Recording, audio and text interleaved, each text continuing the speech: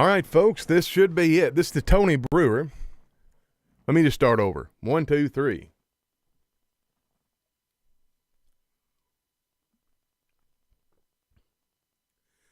Good Monday morning. This is Tony. You're listening to Cogitations. Cogitations is the podcast where we think about things, we contemplate them, we turn them over in our minds, and we discuss them. Daniel chapter 7, verse 28, Daniel writes, "Hitherto is the end of the matter. As for me, Daniel, my cogitations much troubled me. My countenance changed in me, but I kept the matter in my heart." We are not going to keep the matter in our heart. We're going to talk about it, and today we're going to talk about women's roles in the church. And I don't know. I don't know how deep we're going to get into this. But this bishop, so-called, let me get back to where I can actually see what I'm doing here in my notes. All right, we got folks rolling in. Good to see you. I'm going to get where I can see the chat. So anyway, we're going to talk about this bishop buddy, so-called bishop. I got a lot of positive response, but I got one piece of negative pushback, which really surprised me that I only had one. And it could be because the way I decided to write the post. I have to admit that I partnered with ChatGPT because I found that when I wrote the post that I wanted to write, I felt so incensed about the blatant disregard for God's will that I came off pretty harsh. So I worked on it myself, and then I fed it into ChatGPT. I mean, guys, look, it's no secret. I use ChatGPT a lot. If I paid a human being to edit for me and proofread as much as ChatGPT does, I'd have to pay them $100,000 a year. It's crazy. Good morning, Rusty Kirby. It's good to see you. So anyway, I hope you don't think less of me because I use ChatGPT in my research and stuff like that. And I think it really saved me here. I think it really helped me reach so many more people and have them respond positively to the truth. Let me just go read what I wrote. So I shared this in a group. It's called Jesus Christ is God, and I shared it in a few different groups. And then it took off on a life of its own. This is the first, since I've been focusing on growing the Facebook page, this is the first thing that's gone sub-viral. Like, it didn't go viral. It's up above 10,000 interactions and stuff, but still, it's not viral by any means. But after I shared it, it took off a life of its own, and I've been watching it, and the response is largely largely positive. I was going to say largely 100%, but that don't make sense. Well, let me just read the post. The Bible clearly opposes both the teaching and the position of Mary Ann Edgar Buddy as a bishop. Regarding her teaching, while her call for mercy reflects biblical principles, Matthew 5:7, her endorsement of LGBTQ plus lifestyles directly contradicts Scripture. The Bible declares, "Thou shalt not lie with mankind as with womankind. It is an abomination," Leviticus 18:22. And Romans 1:26-27 warns against practices that are against God's natural order. To promote acceptance of sin while claiming to speak for God is a grievous error, 2 Timothy 4:3. Furthermore, her position as a bishop is unscriptural. Paul clearly states that a bishop must be the husband of one wife, 1 Timothy 3:2, and forbids women from having authority over men in the church, 1 Timothy 2:12. These qualifications are not cultural, but rooted in God's design as Adam was created first and given leadership, 1 Timothy 2:13. The early church followed this pattern, appointing male elders and bishops exclusively. Deviating from this pattern undermines biblical authority and reflects a departure from sound doctrine. Christians must hold fast to God's word and reject practices that compromise His standards for leadership. Now, interestingly enough, this is just a point about using ChatGPT. I disagree with its usage of elders and bishops here, but I let it ride because I wanted with this post to reach the widest possible audience that I could. So I wanted to use language that the widest possible audience would understand and that they use that resonates with them. Most of Christendom makes a differentiation between elders and bishops as far as position goes, and most of Christendom still brings back qualifications for elders and bishops to the same text, which clearly is talking about the same position.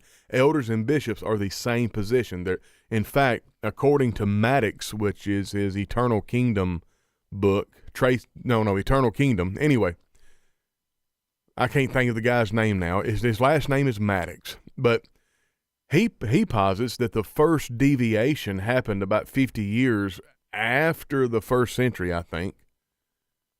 And it was a differentiation in the position between elders and bishops, that the organization of the church and the leadership of the church was the first thing to fall prey to the devices of man.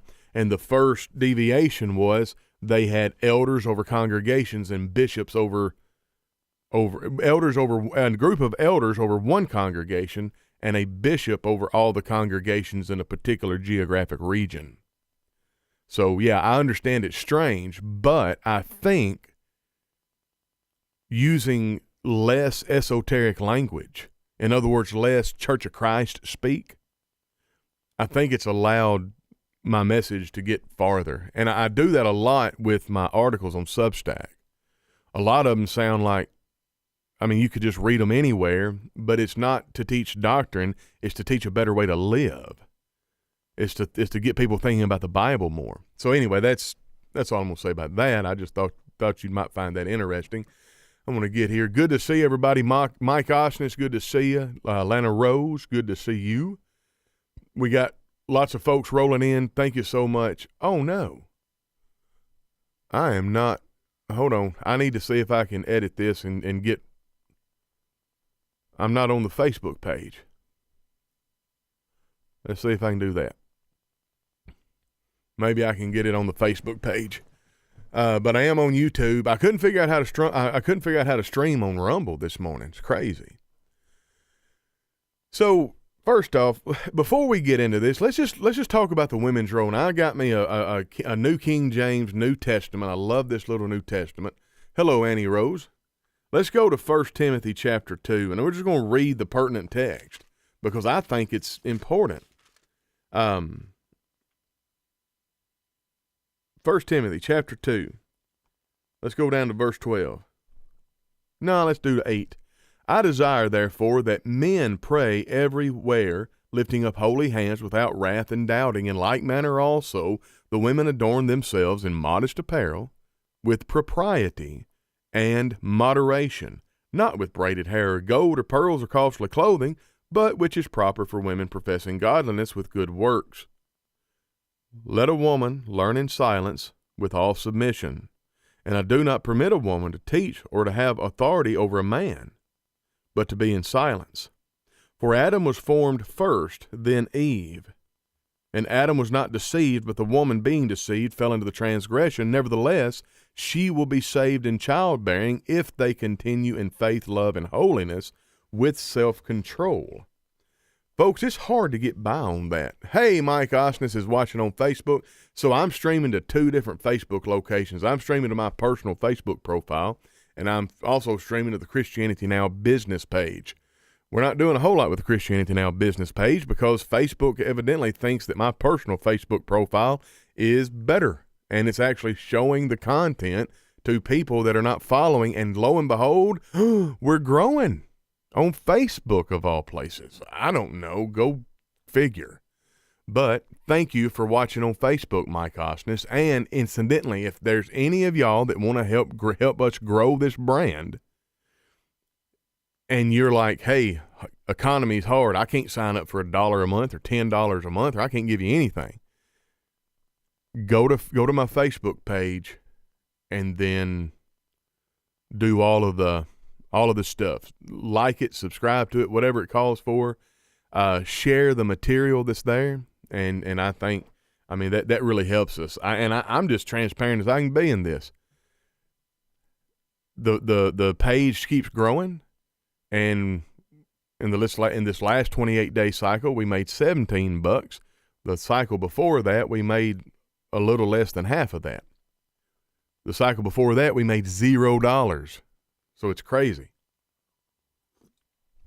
Is that off-putting to talk about? I don't know. I feel like the more transparent you are, the more people will be bought into what you do. Maybe I'm being too transparent.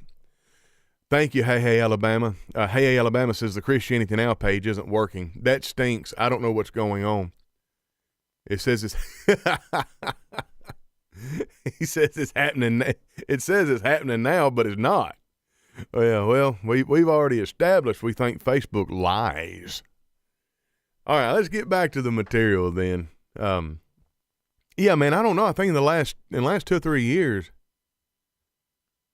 I've just gotten to where I don't really care what anybody does that doesn't directly affect me in a negative way.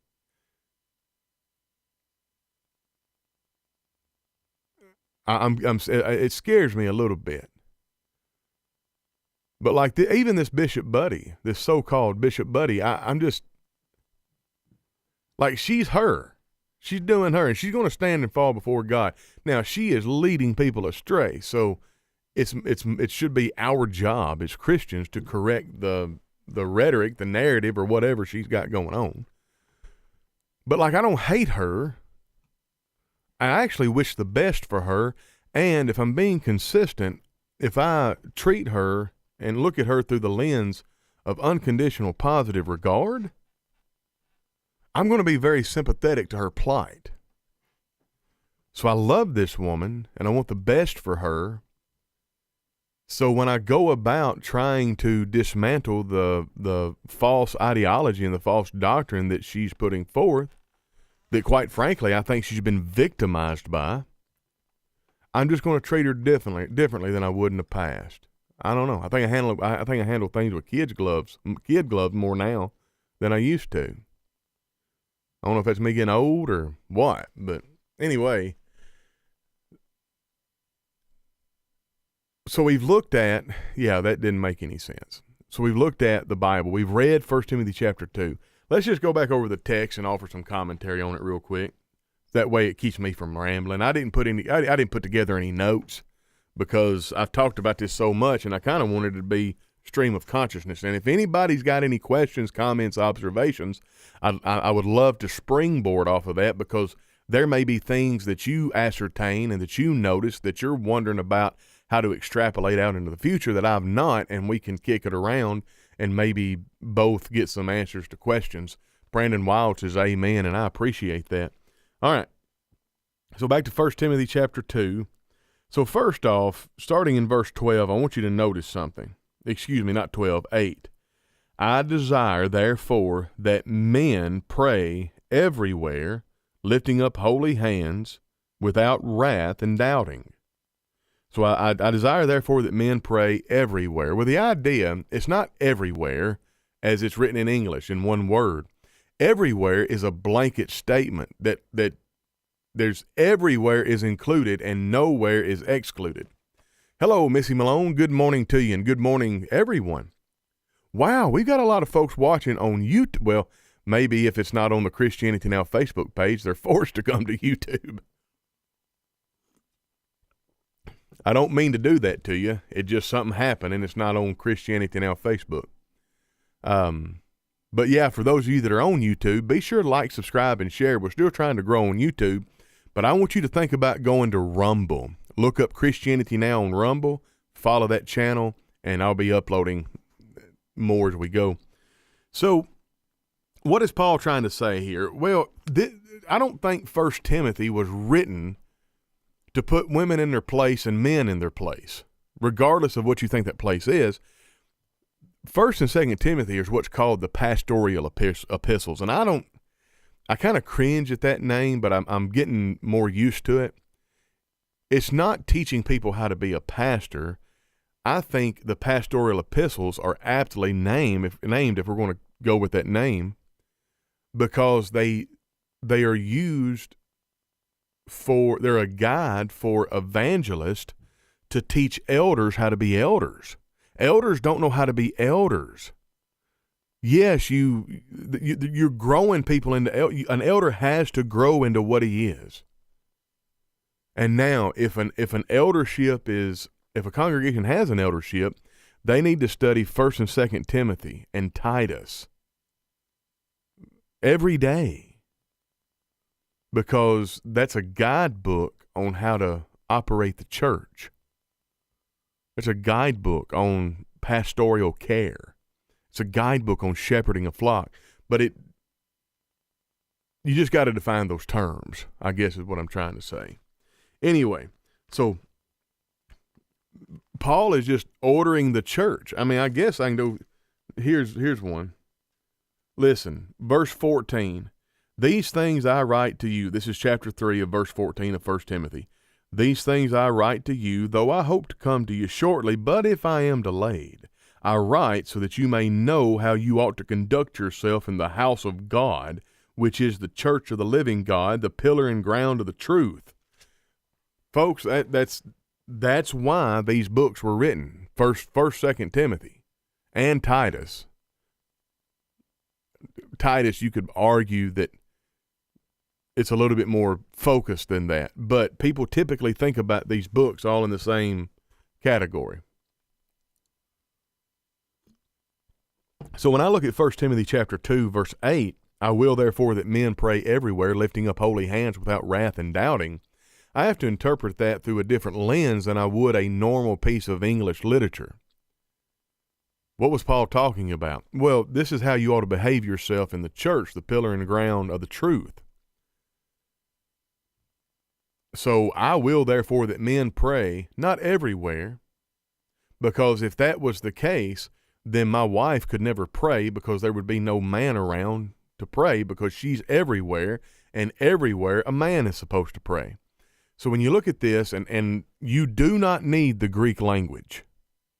The Greek language does make understanding this easier, but you do not need the Greek language. You can understand this by just looking at the English. Logically, you know it's not everywhere because that would be an absurdity. That not proves too much, but that demands too much. That's an over-application of that scripture. So then it must be every location. In the context, it's every location where the church is meeting as the church. Logically. Now, let's go to the Greek. When you look at the original language, there's no Greek word in that text that translates every place.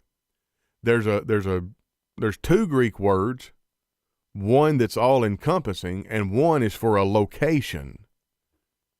So at every specific location associated with the church, the pillar and ground of the, I don't think I'm saying that phrase correctly. The house of God, which is the church of the living God, the pillar and ground of the truth. Yeah. So every location associated with the pillar and ground of the truth, that's where men are to pray. That's it. And they're to do it lifting up holy hands without wrath and doubting. That means they should be men in a right relationship with God. It takes two prerequisites to serve. You have to be a man, and you have to have holy hands. You got to be in fellowship with God. That's the idea. Now, serve in what? Well, in this case, just serve in a position that's in authority. Like that's the first order of thinking right there. The first level. Boom. So here we go. I will therefore that men pray everywhere, lifting up holy hands without wrath and doubting. The women, they have jobs. They're supposed to be known for their good works. Verse 9. Let a woman learn in silence with all submission. That word silence, hesukia. She's not supposed to be in a position or in a place of come on.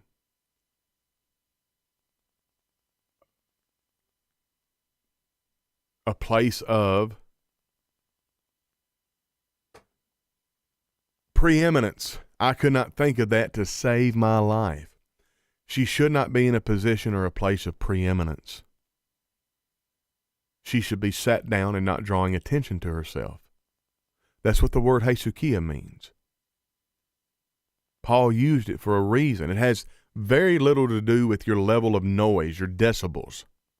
It has everything to do with your demeanor. And, quite frankly, your location. You can't be up on the dais doing anything as a woman while church service is going on, while the church is meeting. That's it. That's what this passage means.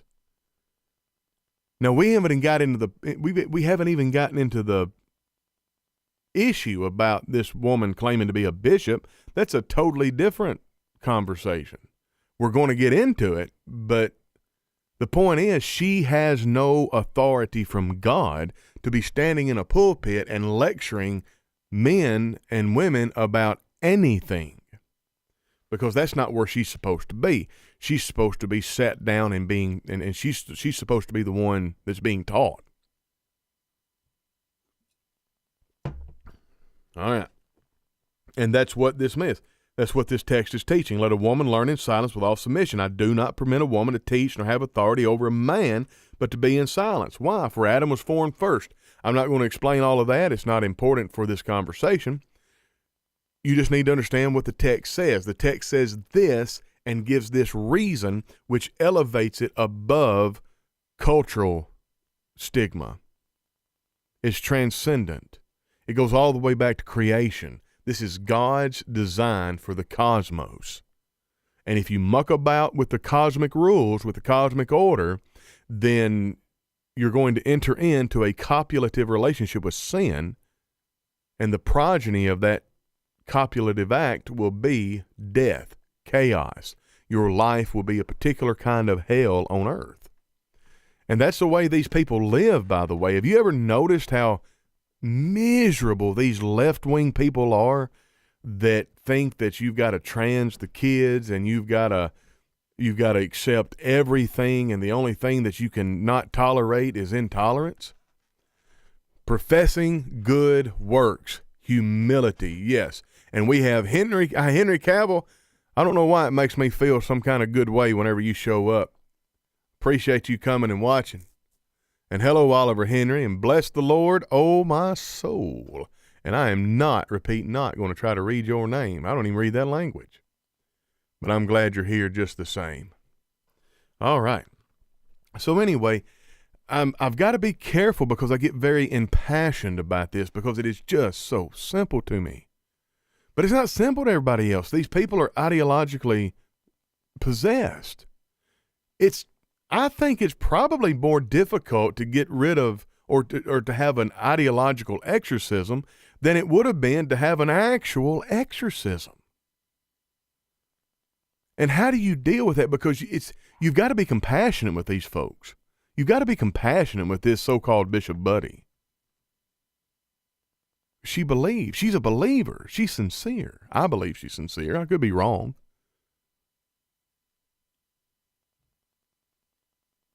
How do you pierce through the triple wall around her heart of cognitive dissonance, selective perception, and selective exposure?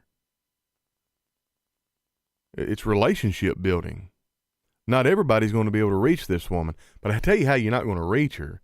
You're not going to reach her by calling her a hobbit or a troll or ugly or stupid or vitriolic or angry or just a mad lesbian or worse words. And I don't even know anything about her sexual orientation. I can guess, but I got a verse or two in the Bible that says I might not need to do that. We're going to teach the truth, and we're going to do it while having unconditional positive regard for people who deny it. That's what we're going to try to do. I don't know if we'll be successful at all times, but I'm glad that Mike Austin has put this comment, professing good works. That's what women are to be known for. They're not, and look, it's not, I've said this before, and it might be hard for people to take. The prettier you are as a woman physically, the more difficult it will be for you to live this out in your life. The prettier you are as a woman physically, the more difficult it will be for you to be known for your good works. You're going to be known for your beauty. So it makes it worse if you are already a beautiful woman and you try to make yourself prettier. Think about that.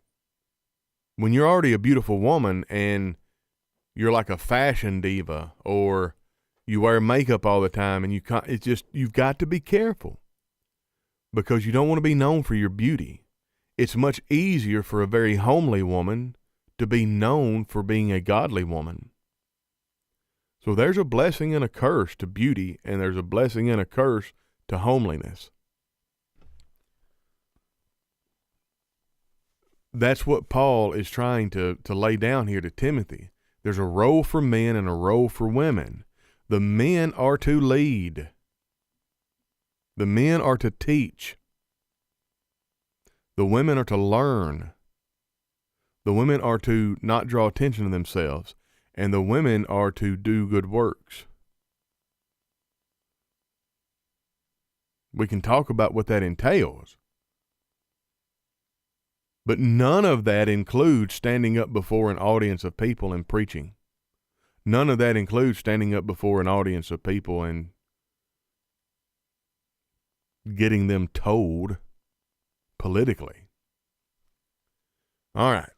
Let's go to, well, for a minute, let's deal with the only negative interaction. Sorry, I need to talk into the mic, don't I? For a minute, let's deal with the only negative interaction that I received from this post. And of course, you cannot make this up. This is from a page that's called Progressive Christians. Now, I've read you what I wrote in the post. I felt like it was very honest. I felt like it was very neutral. It just told the truth, and it wasn't vitriolic. It wasn't accusing. It just laid out the biblical truth. And I used a picture for emphasis, and I did not use a picture that was unflattering. I find this to be a very good picture of this woman. I think she's very distinctive looking in her role. She just doesn't belong in their role. All right. Here's what Progressive Christians said. Does the Bible clearly oppose supporting and promoting unapologetic serial adulterers, bearers of false witness, abusers of others, convicted felons, frauds, thieves, adjudicated rapists, braggarts, mockers of Christians, associates of I'm not going to say that word, of PDF files, parents who want to date their children because they like sex and have great bodies, and leaders whose policies move their countries toward condemnation predicted by Jesus in Matthew 25. I'm just curious. So first off, this person's insane.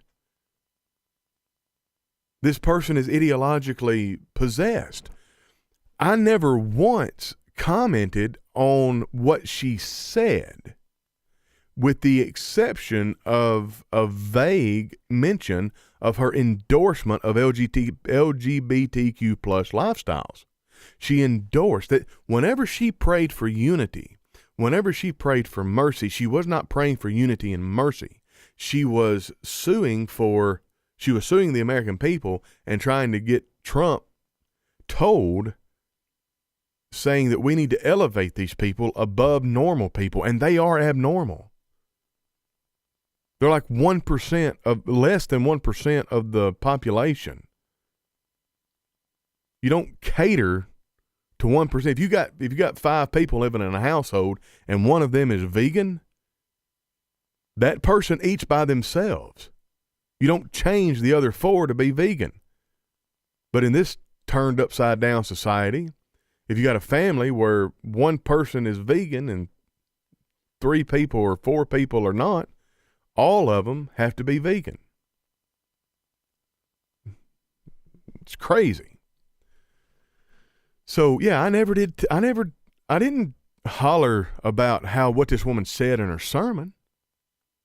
I just simply dealt with the substance of what she said.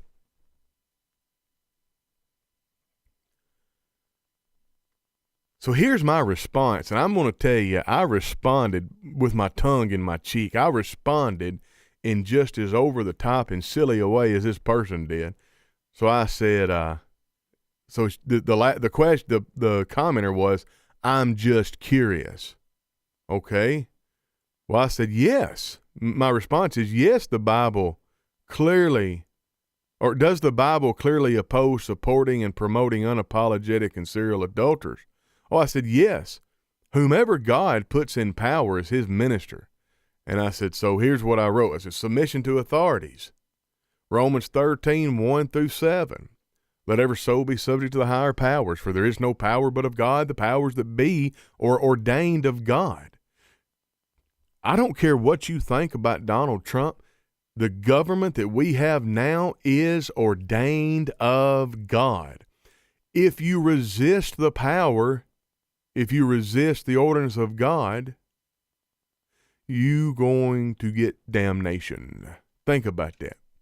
Verse 3, rulers are not a terror of good works, but to the evil. Wilt thou then not be afraid of the power? Do that which is good, and thou shalt have praise of the same. For he is a servant, a minister, a servant of God, to thee for good. But if thou do that which is evil, be afraid, for he beareth not the sword in vain, for he is the minister of God. And I'm just keeping on going. Anyway, Isaiah 45:1. Thus saith the Lord to his anointed, to Cyrus, whose right hand I have holden, to subdue nations before him, and I will loose the loins of kings, and open before him the two-leaved gates, and the gate shall not be shut. Cyrus, a wicked pagan king, was God's anointed and was upheld by him. You think God made a bad choice with Trump? You think maybe you need to honor Trump like God said to do. Trump is God's servant. Also, you need to learn the lesson Daniel had to teach another wicked king, used and held up. All right. Daniel 4:17. This matter is by the decree of the watchers, and the demand by the word of the holy ones, to the intent that the living may know that the Most High ruleth in the kingdom of men, and giveth it to whomsoever he will, and setteth up over it the basest of men. I said, so my suggestion is submit to God and serve him. Honor all men, love the brotherhood, fear God, honor the king. 1 Peter 2:17. This went in one ear and out the other. Of course, I was being a little bit over the top, but my question is, how can you say that all of this that I wrote doesn't apply to Donald Trump? You can't. In fact, we are to be submissive to the government, but we ought to obey God rather than man. So if the government tells me to do something that God's disallowed, I got to follow God, not man. I'm going to have to take my punishment, so on and so forth. Anyway.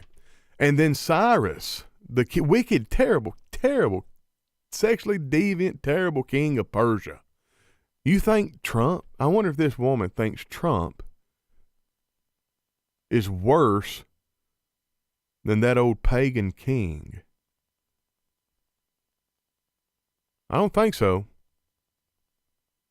Cyrus was called God's anointed. That's the same word that is used of Jesus Christ. Cyrus was used by God. Do you think God can't use Donald Trump? Do you think God didn't use Joe Biden? Man alive. Anyway, and then of course, the reason I put Daniel in there, it was supposed to be like, look, it doesn't matter. It doesn't matter about Donald Trump's character. God put him there. Even if he put him there to be a test, even if he put him there to punish us, God put him there. Do you not trust God? Besides which, you didn't deal with anything that I posted, nothing whatsoever. This so-called Bishop Boone is an abomination to the Lord. She's in open rebellion to God.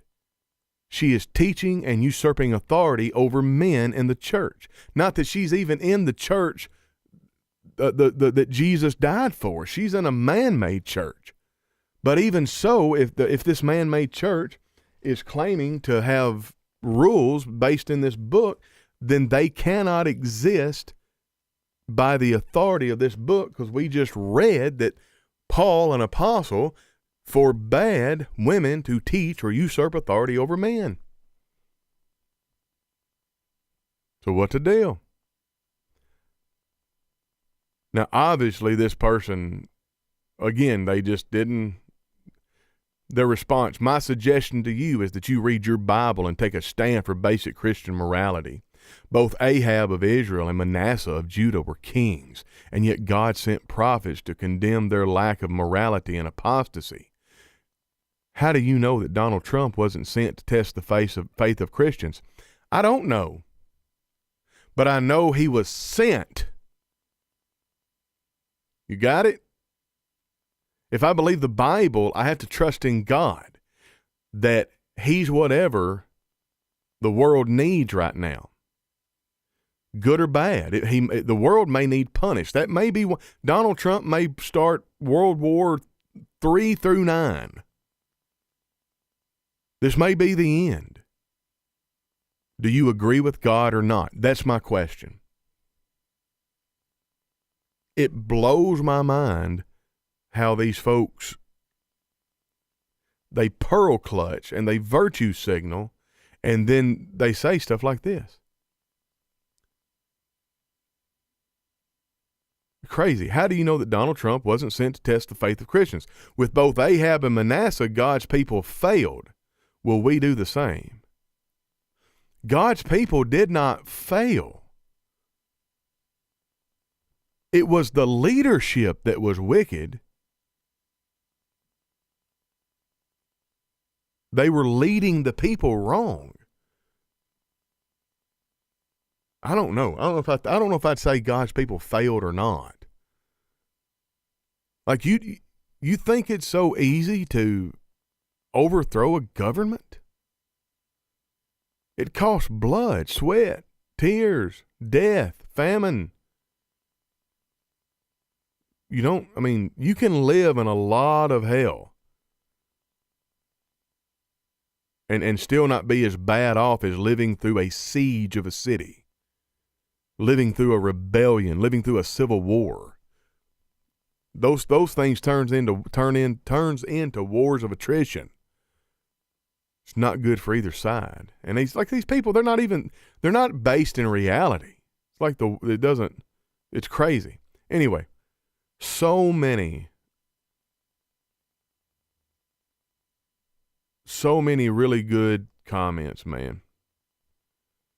It blew my mind away how many times this has been shared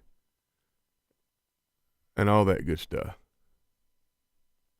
Oh, right here. This person just 4 minutes ago, you didn't answer my original question and pretend that every quality in the list applies to Donald Trump. Does the Bible clearly oppose supporting unapologetic serial killers? Watch this. No. Watch this. Hold on. No. If God sets up an unapologetic serial killer, then that is who God wants to rule.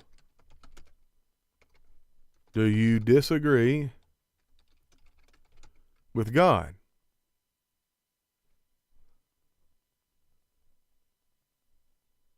Now, also what I'll do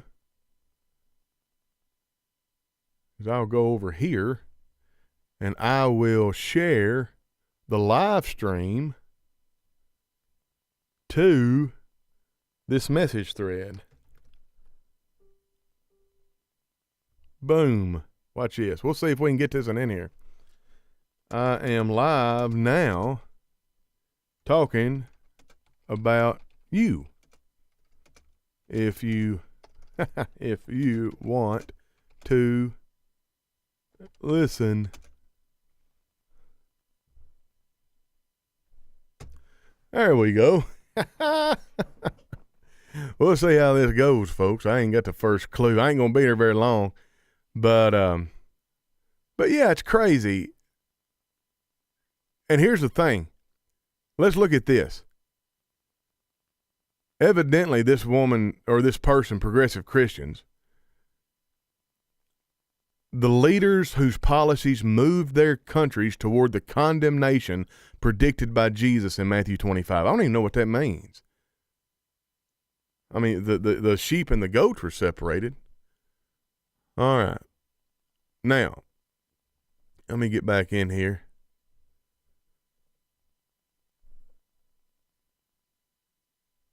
Donald Stephen, good to see you. Raymond Jack, good to see you.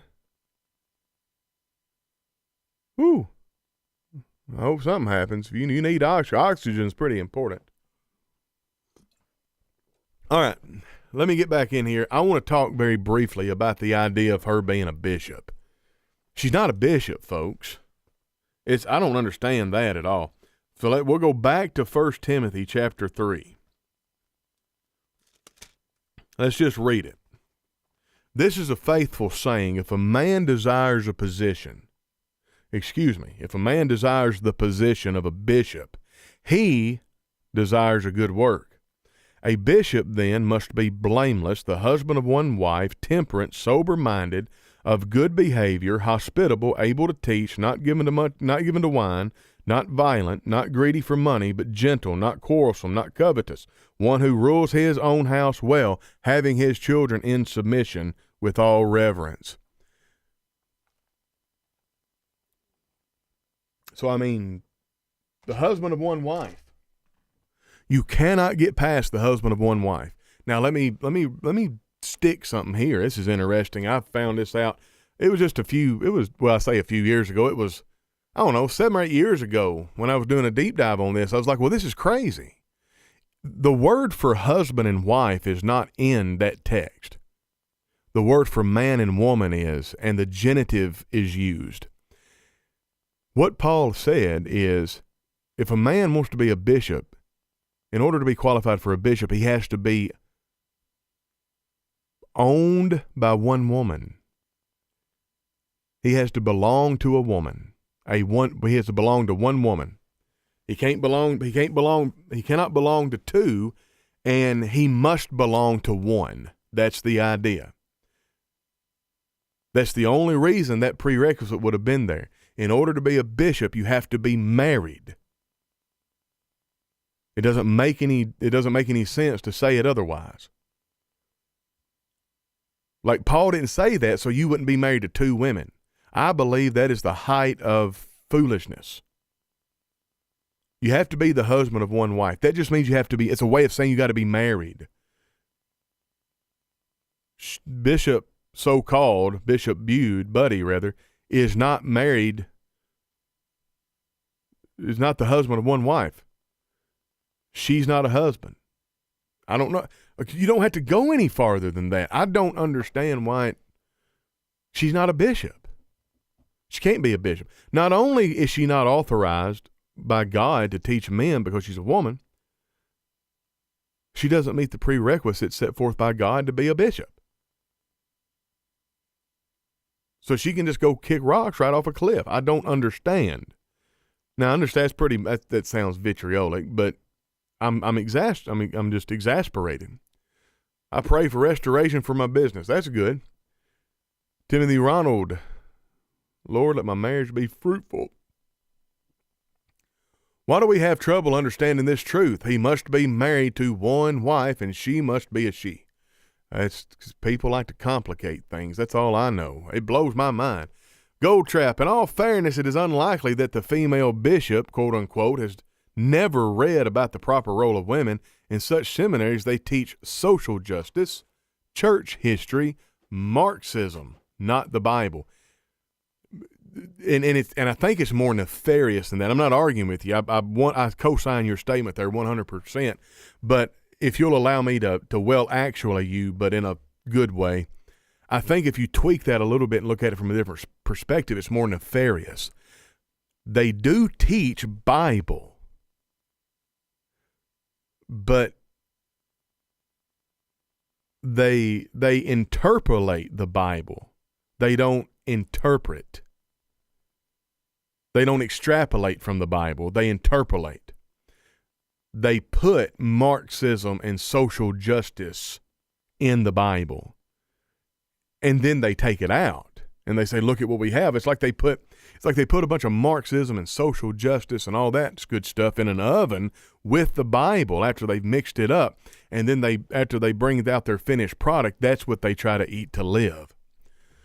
So yeah, good comment, Goldtrap. But yeah, 100% agree. They're not teaching Bible. They're teaching Marxism. They're teaching social justice. They're teaching critical race theory. That's why they have trouble. Anyway, it blows my mind. This progressive Christians hasn't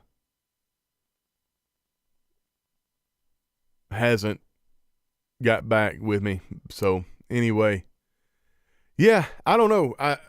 I'm probably done with the most of this now. I don't think this was. Maybe this is just more of a non-issue than I thought it was. Don't get me wrong, I'm interested in everything. But there's only so much you can say.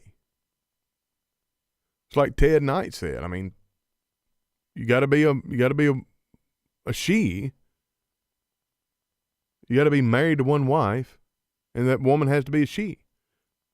Like, you can't be married to a man and the man claim to be a woman.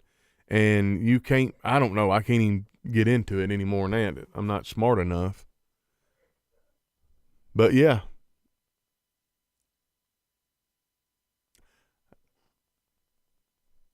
That's it. What do y'all think? Am I going overboard here? Am I being too hard on this woman? Am I being too easy on this woman? I don't know. Benjamin Samuel, thank you for the comment. Well, folks, I don't know how good of an argument that I presented. This podcast really wasn't about presenting a good argument. It's mostly about making you aware of some of the things that have been going on and letting you do some research on this stuff. The surprise should be when denominations do something pleasing to God. They definitely do not please God or do not fear God. I guarantee. And yeah, yeah. So, well, Christianity Now streams on YouTube is doing good. Thank you very much. Ted Knight, I appreciate that. I hope that's how I'm coming off. You're not hard on the woman, but hard on what she believes and practices. Yeah, because it's so dangerous.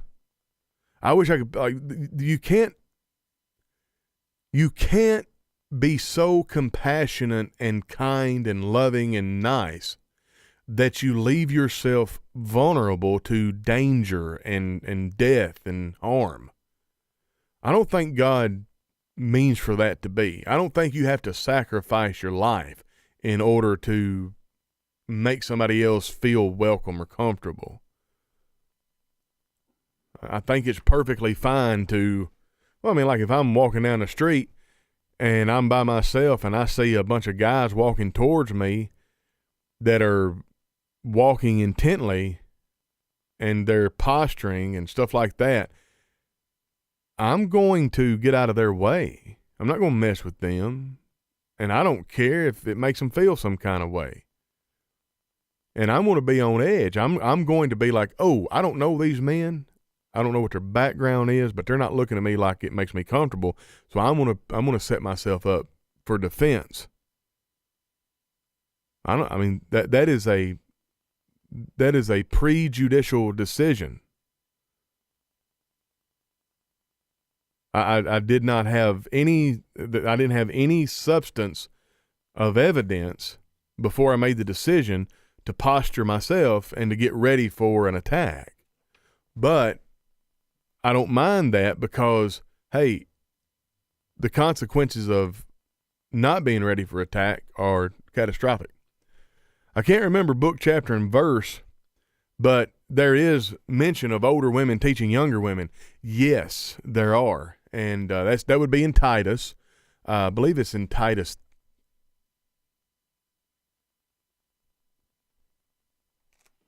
I'm going to go look in Titus. I can't remember where it is.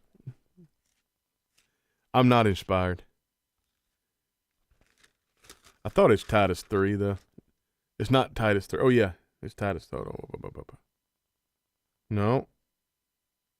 It's not Titus 3. Is it Titus 1?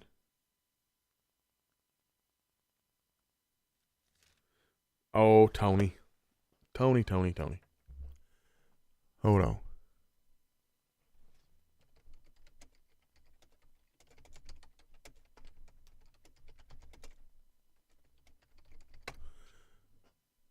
Titus 2. Okay, Titus 2, 4 through 8. My bad. In fact, let me read it.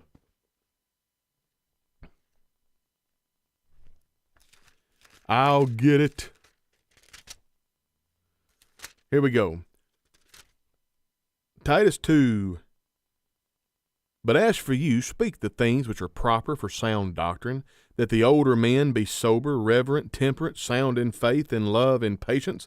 The older women likewise, that they be reverent in behavior, not slanderers, not given to much wine, teachers of good things, that they admonish the young women to love their husbands, to love their children, to be discreet, chaste, homemakers, good, obedient to their own husbands, that the word of God may not be blasphemed.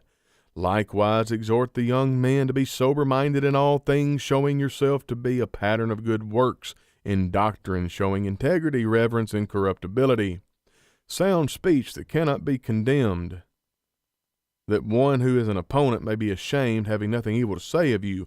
Exhort bondservants, so we could go on. But yeah, older women are to teach younger women. And here's the thing, and this is a hot take, and I wouldn't make a test of fellowship over it, but I don't think women should be teaching other women doctrine about the Bible. I think that should fall to the men. I think we have in Titus right there what women should be teaching. They ought to teach other women how to be women, chaste, keepers at home, how to be known for the good works. Now, I'm not saying that my wife is as qualified as anybody that I know of to teach Psalm 119. I don't think she should do it. I don't think it falls under the purview of her God-given role in the church. Remember, this is how we're supposed to behave ourselves in the house of the Lord, which is the church of the living God, the pillar and ground of the truth.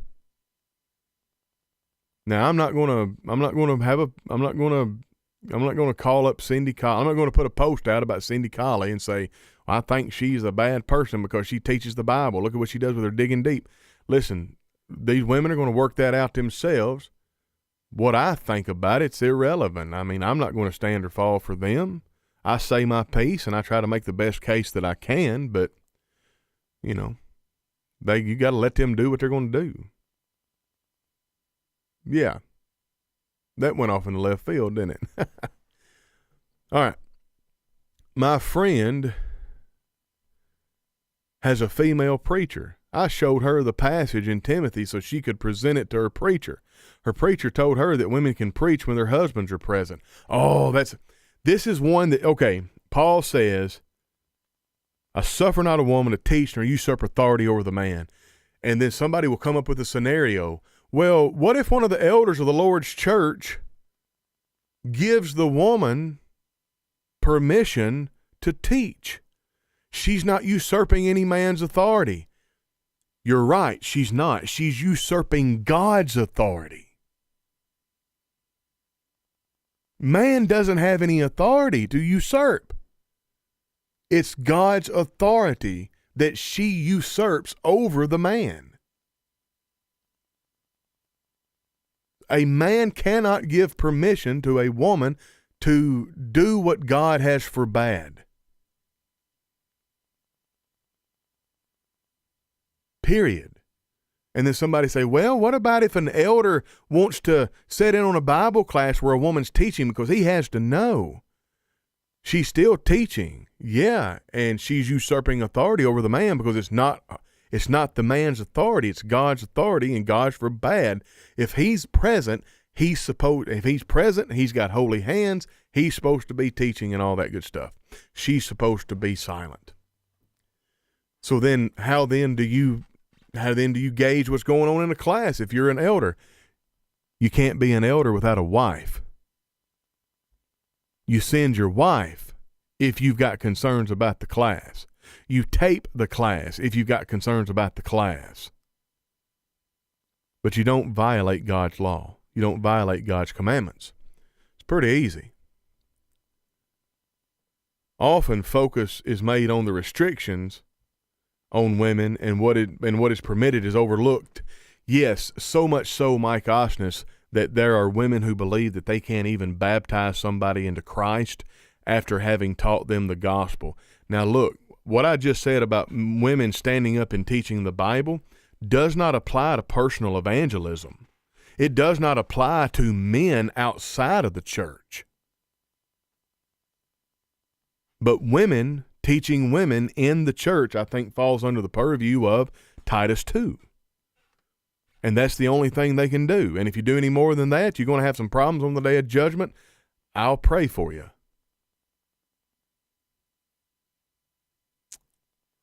But when it comes to personal evangelism, Jesus came and spake unto them, saying, All authority is given unto me in heaven and in earth. Go ye therefore and make disciples, or teach all nations, baptizing them into the name of the Father, and of the Son, and of the Holy Ghost, teaching them to observe all things whatsoever I commanded you, and lo, I'm with you always, even unto the end of the age. Folks, the Apostle Peter makes a disciple on the day of Pentecost. And the Apostle Peter teaches that disciple everything that Jesus ever taught him, including go make disciples. So that disciple goes and makes a disciple, and that disciple is a woman. But then that person teaches that woman everything that Peter taught him, which is everything Jesus taught him, which includes go into all the world, make disciples of all nations. The woman is commissioned to go make disciples of all nations. The only way you can do that is to evangelize. Personal evangelism does not fall under the purview of 1 Timothy chapter 2 and women's roles. In fact, that 2 Timothy chapter 2 verse 2, that which thou hast heard of me among many witnesses, the same commit thou to faithful men who are able to teach others also. The word for men is aner. No, the word for man is anthropos, not aner. Anthropos is a category. Some translations translate that thusly. I will therefore that, nope. 2 Timothy 2:2, that which thou hast heard of me among many witnesses, the same commit thou to faithful people who are able to teach others also. So yeah, focus is made on the restrictions when it comes to women's roles, so much so that the women who want to do right and be known for good works, instead of